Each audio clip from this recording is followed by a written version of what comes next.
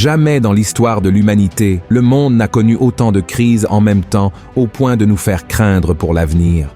Ce sont des problèmes climatiques, des épidémies, des guerres, une diplomatie entre les pays ébranlés, des rumeurs de conflits d'envergure mondiale qui pourraient éclater à tout moment. En fin de compte, nous n'avons même pas la certitude que nous pourrons sortir de chez nous et mener nos vies normalement. Et comme si les problèmes réels ne suffisèrent pas, il y a encore les théories du complot sur la fin des temps qui continuent d'émerger et de terroriser les gens. C'est pourquoi de nombreux chrétiens se demandent s'il ne serait pas prudent, voire sûr, de commencer à stocker de la nourriture à la maison. Et c'est précisément sur ce sujet que nous allons parler dans la vidéo d'aujourd'hui. Après tout, la Bible nous conseille-t-elle de stocker de la nourriture à la maison en temps de crise, tout comme Joseph en Égypte, ou serait-ce un manque de foi de notre part de ne pas croire que Dieu prendra soin de nous? Restez avec moi jusqu'à la fin, car aujourd'hui vous saurez exactement ce que vous devez faire d'une manière biblique et qui plaise à Dieu. Amen. Mais avant de commencer, je vous demande simplement de vous abonner à ma chaîne. Il vous suffit de cliquer sur ce petit bouton sous la vidéo, de vous abonner et ensuite d'activer la cloche de notification. Car je veux vous aider dans votre marche avec Dieu chaque jour. D'accord? Alors commençons. Ce dernier temps, beaucoup ont parlé de cette question de l'alimentation dans le monde. La population mondiale a atteint le seuil des 8 milliards de personnes. Les changements climatiques deviennent de plus en plus drastiques. Les agriculteurs européens ont organisé la plus grande grève de l'histoire et les agriculteurs brésiliens, qui sont les plus grands producteurs de nourriture de la planète, rencontrent toute une série de problèmes avec le gouvernement actuel. Et toutes ces situations, comme vous pouvez le constater, ne sont ni peu nombreuses, ni simples, amènent beaucoup de gens à croire qu'il va bientôt manquer de nourriture et que le mieux à faire est de commencer à stocker dès que possible. Ainsi, des informations sont partagées sur WhatsApp, des vidéos sont produites ici sur YouTube à ce sujet. Et tous ces contenus qui enseignent comment survivre dans ce monde sont très importants. Mais en même temps, ils peuvent apporter beaucoup d'angoisse et de peur aux gens, et surtout à ceux qui connaissent déjà la fin des temps décrite dans la Bible. Ce jour-ci, justement, une sœur m'a contacté en état de désespoir car elle avait reçu une vidéo d'un ouvrier de l'église lui disant que les gens devraient commencer à stocker au moins l'essentiel, comme le riz, les haricots et l'huile dans leur maison, car d'ici la fin de l'année, les étagères des supermarchés seraient totalement vides. Le problème, c'est qu'elle n'avait même pas assez d'argent pour payer 16 factures du mois, encore moins pour stocker de la nourriture pour les mois à venir. Et la réponse que j'ai donnée à cette jeune fille est la même que je vous apporte aujourd'hui. Faites confiance à Dieu et vivez un jour à la fois. Croyez que votre vie est entre ses mains et que rien ne vous manquera. Amen. Le Seigneur a déjà tout prévenu dans sa parole sur ce qui arriverait à l'avenir pour que nous ne soyons ni trompés ni désespérés. En fait, la Bible dit qu'en ce moment que nous vivons maintenant, appelé par Jésus le début des douleurs, il y aurait beaucoup de tromperies, de nombreux faux prophètes disant des choses contraires à la parole de Dieu et que nous devrions faire attention à ne pas être trompés par eux. Voyez ce que Jésus a répondu aux disciples lorsqu'ils ont demandé comment seraient les derniers jours. Quand vous entendrez parler de guerre et de soulèvement, ne soyez pas effrayés, car il faut que ces choses arrivent premièrement. Mais ce ne sera pas encore la fin.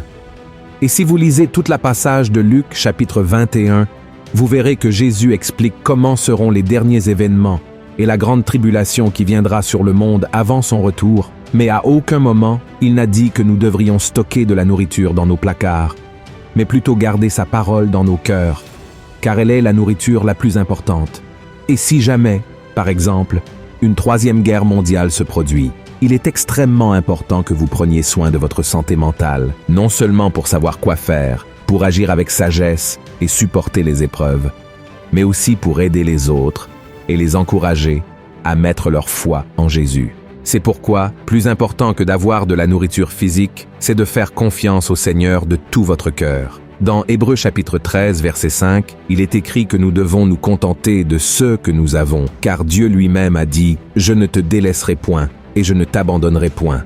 Donc, mon frère, crois que, même si le monde est en crise, tu es en Christ. Il est celui qui te garde, te soutient et réalise des miracles, tout comme il a nourri une multitude avec 5 pains et 2 poissons. Alors, ne te concentre pas uniquement sur les circonstances et les nouvelles que tu entends et lis, mais nourris ta foi quotidiennement. car Jésus a dit que l'homme ne vivra pas de pain seulement, mais de toute parole qui sort de la bouche de Dieu. Amen. La Bible dit qu'il y aura vraiment une grande famine à la fin des temps, pendant la grande tribulation, mais cela reste un peu éloigné de se produire. D'abord parce que l'Antichrist doit se manifester, signer l'accord de paix. Le troisième temple doit être construit, entre autres choses. Bien sûr, nous devons être attentifs aux signes, mais notre concentration doit être sur le royaume de Dieu et vivre le jour présent, car le Christ lui-même a dit que demain apportera ses propres soucis. Il y a des gens qui cessent de profiter de la vie parce qu'ils analysent toutes sortes de théories du complot et vivent dans la peur de tout, comme si tout et tout le monde conspiraient pour le mal. Et ce n'est pas vrai.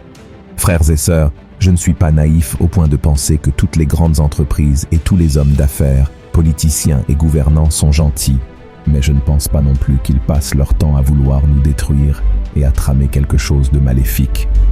La vérité est que la plupart des riches et des puissants de ce monde ne cherchent qu'à avoir plus de pouvoir et plus d'argent. Ils sont spirituellement aveugles et ne sont que des marionnettes entre les mains de Satan. C'est pourquoi, ce que je crois et ce qui est dans la Bible, c'est que l'esprit de l'Antéchrist agit déjà dans le monde depuis longtemps. Mais il n'a pas tout le pouvoir et il n'est pas aux commandes de tout.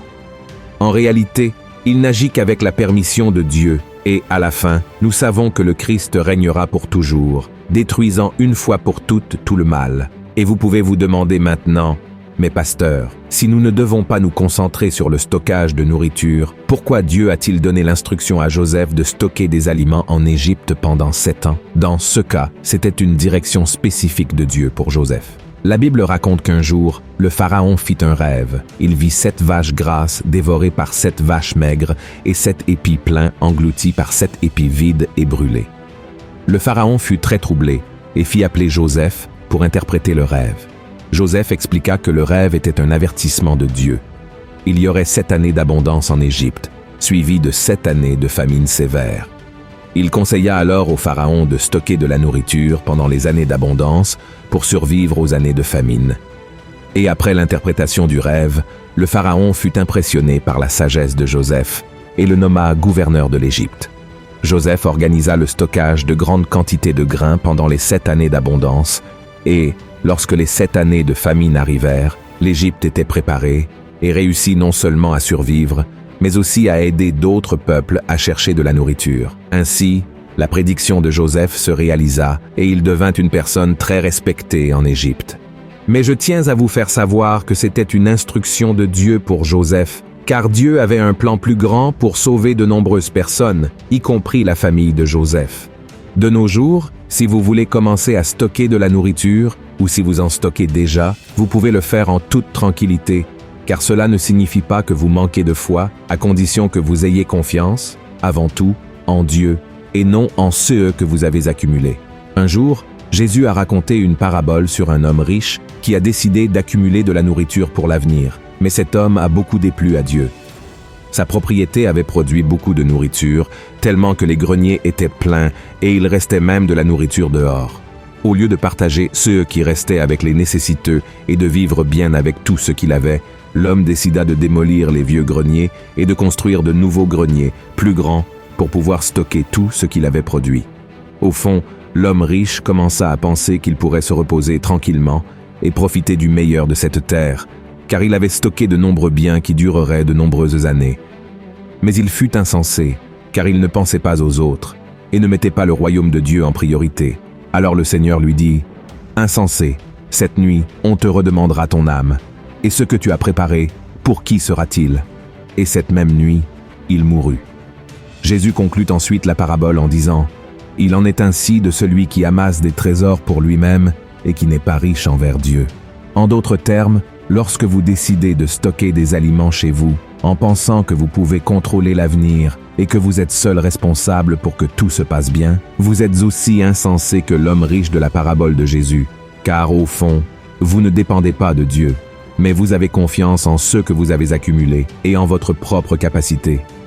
Alors vous pourriez vous demander, « Mais pasteur, que dois-je faire alors en ce moment difficile? Et si les choses empirent beaucoup dans le monde ?» Mon frère, commencez dès maintenant à chercher davantage Dieu. Réunissez-vous avec d'autres frères pour prier, lisez davantage la Bible et ne laissez rien vous ébranler. Si vous recherchez le Seigneur de tout votre cœur, si vous vous repentez de vos péchés et si vous vous abandonnez à lui, la surabondance de Dieu arrivera dans votre vie naturellement. Comme le dit le psaume 91, vous habiterez sous la protection du Très-Haut et vous trouverez un repos à l'ombre du Tout-Puissant. Il sera votre refuge, votre lieu sûr, votre Dieu en qui vous pouvez avoir confiance. Il vous délivrera aussi des pièges de la vie et vous protégera des maladies mortelles. Il vous couvrira de ses plumes et vous abritera sous ses ailes. Sa fidélité est un bouclier et une protection.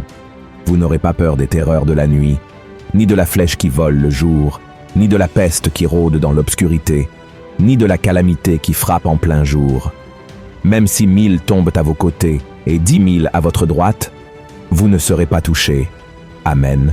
Croyez-vous en cette promesse du psaume 91? Voyez par exemple la vie d'Élie. Élie a également traversé une période très difficile après avoir vaincu les prophètes de Baal, vivant pendant 3 ans et demi dans une sécheresse terrible. Mais ce que nous voyons dans la parole de Dieu, c'est que le Seigneur a pris soin de lui à tout moment.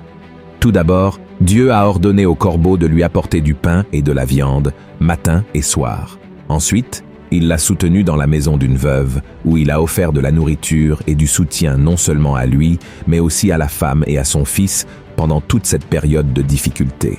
Et de la même manière, mon frère, croyez que vous aussi vivrez des miracles en ce temps de crise. Lorsque vous recevrez une vidéo de personnes se prétendant prophètes, disant que vous devez stocker des aliments parce que le monde va se terminer, commencez à vous demander, cette personne a-t-elle réellement reçu une révélation du Saint-Esprit ou agit-elle selon la chair? Malheureusement, beaucoup veulent seulement obtenir des vues et non pas la crainte de Dieu, ni d'engagement envers la vérité. Jésus a clairement indiqué dans son sermon sur la montagne que notre priorité doit être le royaume de Dieu et notre salut, et ainsi toutes les autres choses nous seront données, comme la nourriture, les vêtements, et ce qui est nécessaire pour vivre bien. Alors, ne vous inquiétez pas pour demain. Croyez que votre Père Céleste connaît tous vos besoins avant même que vous ne les lui demandiez, et il les pourvoira tous, car il est fidèle. Amen. Si vous avez apprécié ce message, partagez-le avec vos amis, votre famille, et abonnez-vous à ma chaîne. Que Dieu vous bénisse puissamment et je vous attends dans la prochaine vidéo.